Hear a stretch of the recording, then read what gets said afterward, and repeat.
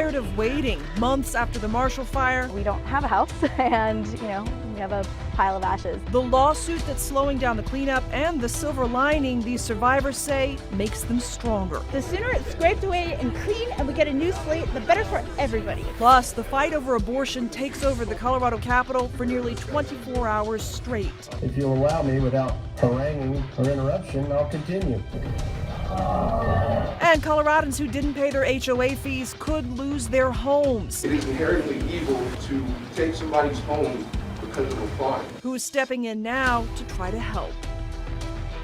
Thank you for joining us tonight on Denver 7 News at 10. I'm Jacqueline Allen.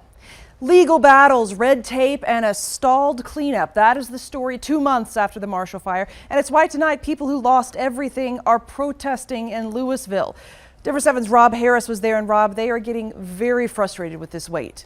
Yeah, absolutely, Jacqueline. They say these 2 months they've been waiting have felt more like 2 years as they've bounced between hotels and houses. And as of right now, for many of them, there's still no end in sight. In between destroyed homes and charred grass, neighbors tired of waiting gather to protest. Clean up now! Clean up now! The smell of smoke still lingers in the air, months after the Marshall Fire burned. And for these neighbors, it symbolizes the inaction they're fed up with. I long to go home. Every time we drive up and down the area, it's just, I want to be there. I want to live there. I want to be home. The lawsuit putting the cleanup on hold has been filed by a group called DIGS, which stands for Demanding Integrity in Government Spending. It was just recently created by Michael Brown, who led FEMA under President George W. Bush during Hurricane Katrina. DIGS claims to be fighting on behalf of these families. They strongly disagree. A frivolous lawsuit. This is not what we want. This is not what we want. We want equipment digging on our properties and hauling away toxic ash now. We have no idea if it's going to start even by summer, because it takes a long time to litigate something like whether a contract was awarded correctly. And that has caused so much stress in this community. The families here say the longer they wait, the deeper the pain gets. It was a pretty tough decision to bring our 8-year-old to our home, or where our home used to be. And I think it's hard for him. We found a copy of Charlotte's Web on the top. It was charred and burned. It was really hard for him to see. We haven't brought our 2-year-old to our house. I don't drive down the Castle Inn and I don't drive to the end of Via Appia with my children because they get upset. I mean, it's like a hellscape out there, and it's crushing for our morale to still see it. And one silver lining for the people I talked to today is even if the events like this are about the serious issues they're facing, it does give them a reason to get together as a neighborhood again, something they miss a lot right now. Now, as for the lawsuit, lawyers for DIGS say the county commissioners violated open meetings laws while discussing the contract for this cleanup, and that's why they're asking the court for an injunction to delay the start of the process. In the newsroom, Rob Harris, Denver 7. All right, thanks, Rob. I know you'll stay on top of it. Taking a live look at the state capitol tonight, after 23 hours and 15 minutes of debate, a bill to guarantee abortion access in Colorado is moving forward.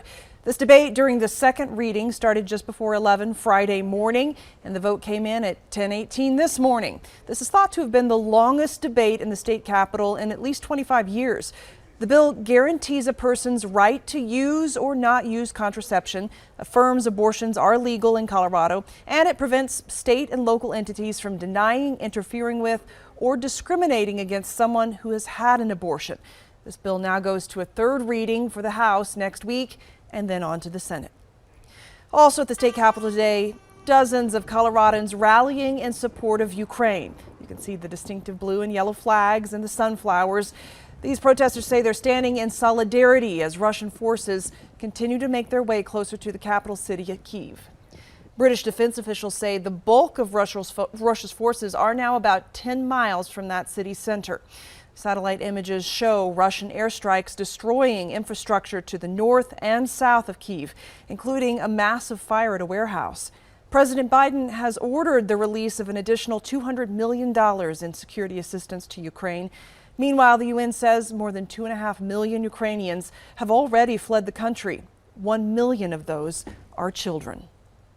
At least 50 homeowners in Green Valley Ranch are facing foreclosure for not paying HOA fees and fines. Well, now they desperately want to stop this. Denver 7's Patrick Perez takes us inside today's meeting with city leaders working to find answers. It was a packed house here at the Green Valley Ranch Recreation Center full of homeowners who are concerned about those HOA foreclosures. Not only do they want to know more about any financial assistance, they also want to see a change in state law. A packed room full of frustration and anger. It is inherently evil to take somebody's home because of a fine. District 11 Councilmember Stacy Gilmore led a conversation inside the Green Valley Ranch Rec Center Saturday as concerned homeowners looked on. I am not about nickeling and diming people, because at the end of the day, you are all paying for the accountants, you're paying for the lawyers who are levying these fines against you. Denver 7 reported on Thursday dozens of homeowners are facing foreclosure for failing to pay HOA fines or fees. The Department of Housing Stability says out of the 119 citywide HOA foreclosures in 2021, nearly half came from an HOA in Green Valley Ranch. It's very concerning that we're seeing possibly 50 out here in our neighborhood, and in other parts of the city, it's less than 5. Among the frustrated crowd, Gil Gonzalez Ramos. His HOA fines amounted to about $5,000, but ballooned up to $20,000 in late fees and lawyers' fees. I never thought that me or our family not paying those fines would lead to the point where we're at now, where we've lost our home. Even newer residents like Aiden O'Rourke, who moved to GVR about 10 months ago, are concerned about the lack of communication. We've never received any emails, mail, notices from the homeowners. We don't know who they are, how to find them, how to contact them. Understandably, those at Saturday's meeting want less talk and more immediate action. This is an emergency. How come everybody's not here today? Were our state reps, were they invited to come out as well? Because it's about changing these laws as well. Councilmember Gilmore hopes to meet with a state legislator on Tuesday to discuss any possible solutions. Patrick Perez, Denver 7. And we reached out to Master Homeowners Association of Green Valley Ranch to get a response about some of these claims, but they have not yet responded to our request for comment. We deserve a little extra luck of the Irish this year, starting with a parade that's been on hold for the last 2 St. Paddy's days. We take a look at why we're all feeling a little extra green. Plus, Broncos fans are all in for the next season. Our Denver 7 sports team goes to the site of next year's Super Bowl after a big trade for the team.